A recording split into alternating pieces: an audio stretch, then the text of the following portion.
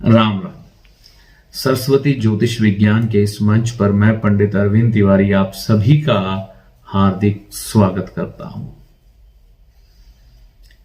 इंसान को अपने दुनियावी सफर पर चलते हुए हर कदम पर, हर मौके पर किसी न किसी सहारे की जरूरत पड़ती है।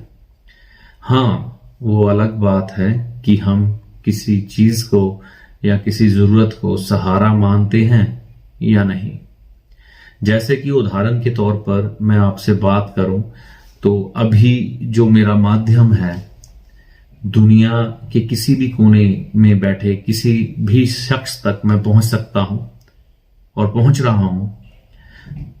तो इन सब में मेरा माध्यम, मेरा सहारा इंटरनेट और मोबाइल है। यानी कि सहारा चाहिए हर चीज में। सहारा कहिए या कहिए कि मदद, हेल्प।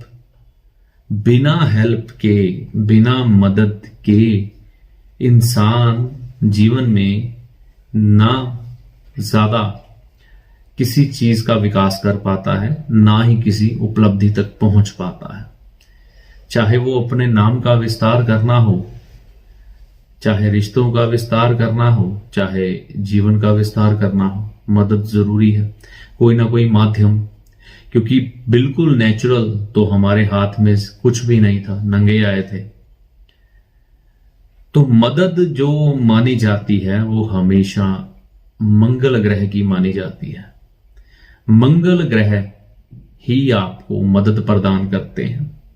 जो जरूरत है अगर कोई पड़ जाए तो उसको पूरा करने की शक्ति मंगल में है। वो अलग बात है कि हम गैजेट को भी एक मदद के रूप में ही देखते हैं, लेकिन इनका स्वरूप बदल जाता है मदद ही मंगल की, लेकिन इनका स्वरूप राहु का बन गया। तो मदद हमेशा मंगल की होती है, स्वरूप बदलते रहते हैं। वाणी की बात करें तो ये फिर बुद्ध का स्वरूप बन जाएगा, लेकिन मदद जो शब्द है वो मंगल का ही रहेगा।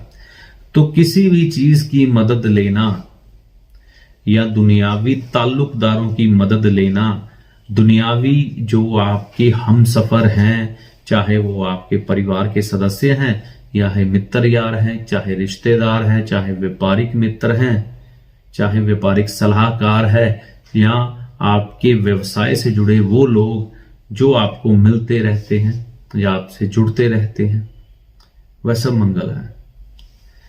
तो इन लोगों की मदद प्राप्त करने के लिए आपको मंगल ग्रह को ठीक करना पड़ेगा। और मंगल ग्रह मदद के रूप में जाना जाता है, और मंगल ग्रह को ठीक करने का सबसे बढ़िया तरीका है सुबह सुबह जो भी आपको मिले उसे राम राम करना, राम राम बोलना, हनुमान जी का सिमरन करना, रामचंद्र जी का सिमरन करना, और मंगलवार के दिन हनुमान जी के मंदिर में मीठा चढ़ाना।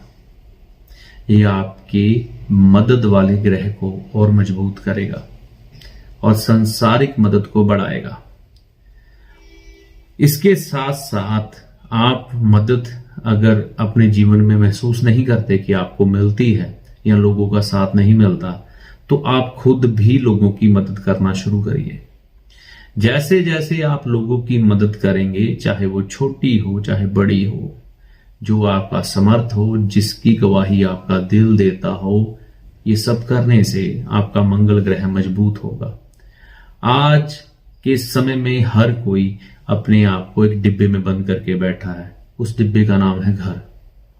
अकेलापन महसूस करना और किसी से ना मिलना, अगर मिलना तो उसमें कमियां ढूंढना, ये सामान्य सी बात हो गई है। और बाद में हम देखते हैं कि जो लोग जीवन में बुलंदियों पर गए हैं वो मदद के द्वारा ही गए हैं, लोगों के साथ के द्वारा ही गए हैं। तो मदद जब हम खुद किसी की करेंगे, तो जब आप मुसीबत में फंसेंगे तो आपकी मदद करना उस ईश्वर की मजबूरी होगी, ग्रहों की मजबूरी होगी, वह आपको आपके कठिन समय में मदद भेजेंगे। ये होता है, कुदरत का नियम है, इसे आप बदल नहीं सकते। ये सच है, कभी झुठलाया नहीं जा सकता। तो ऐसे धार्मिक उदाहरण हमें मिल जाते हैं। जब अर्जुन को जरूरत होती है मदद की, तो भगवान श्री कृष्ण आकर उनकी मदद के लिए खड़े हो जाते हैं। यानी कि मदद के स्वरूप बदल जाते हैं। भगवान को खुद बाध्य होना पड़ता है आपकी मदद करने के लिए। सुदामा को जब मदद की जरूरत होती है, तो भी भगवान श्री कृष्ण उनकी मदद करने के लिए खड़े हो जाते हैं और उनके दुखों को दूर करते हैं। इसी तरह से द्रौपदी के साथ भगवान श्री कृष्ण उसका चीरहरण होने से कैसे बचाते हैं, मदद देकर। तो इसी ईश्वरीय मदद को मिलना या हम तक पहुंचना, ये मंगल की ही शक्ति है, क्योंकि वह रक्षा करते हैं। और इसको ठीक करने के लिए हमें मंगल को ठीक करना ही पड़ेगा। उपाय: हनुमान जी को माथा टेकिए, मंगलवार के दिन श्री राम जी को माथा टेकिए, लोगों की मदद कीजिए जहां तक संभव हो सके। अब मदद और दान, ये दोनों अलग अलग चीजें हैं।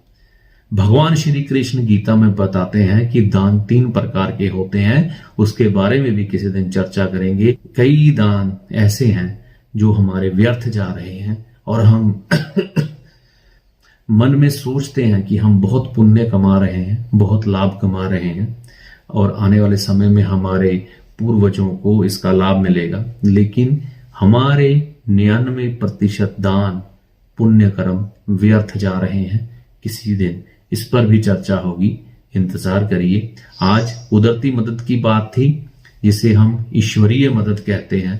तो इसके उदाहरण हमारे धार्मिक ग्रंथों में दिए गए हैं। बस हमें अपनाने की जरूरत है कि वह ईश्वर चल के हमारी खुद मदद करें। लेकिन भावना और कामना सच्ची होनी चाहिए, श्रद्धा असीम होनी चाहिए, विश्वास खुद से ज्यादा उस ईश्वर पर होना चाहिए।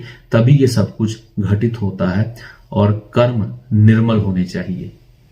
तो आज का वीडियो यहीं तक। अगर आप मेरी बात समझ पाए हैं तो कमेंट करके अपनी राय जरूर दें। वीडियो अच्छा लगा तो आगे भी लाइक व शेयर करें। चैनल पर नए हैं तो इसे सब्सक्राइब करें। अगले वीडियो तक के लिए जय माता दी।